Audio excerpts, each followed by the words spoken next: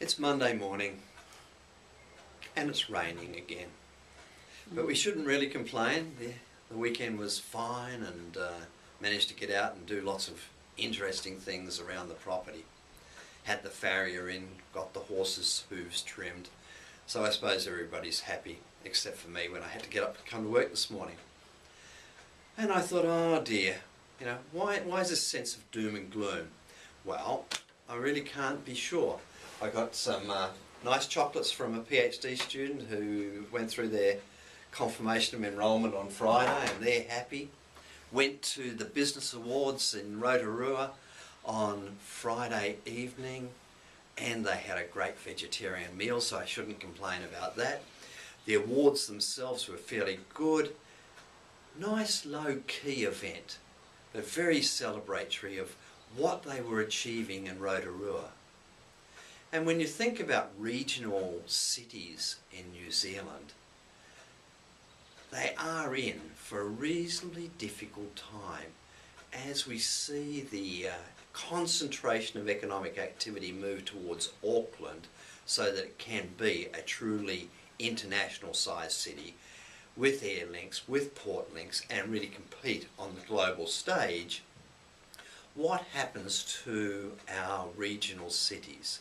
Do they have a vibrant economic strength which is adequate to sustain standards of living and promote economic growth? Well, the demographic trends are not good for a number of our cities, and I think there is a lot of work there to understand what needs to be done to ensure that there is a physical, social and educational infrastructure to really provide a base to leverage economic development from. Well, nevertheless, it was a good evening of celebration. And I think we just don't do that often enough. This morning's news, New Zealand, right up the top of OECD performance last year.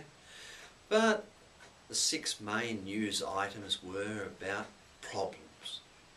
Problems with a mine closing, problems with electricity pricing closing, need for monetary policy, fiscal easing, printing more money. And then the Prime Minister saying, well, if that's the way through, Zimbabwe would have been doing a lot better. And I think that he's probably right. We have so many people criticising elements of policy that we fail to celebrate when we do really well in terms of aggregate performance.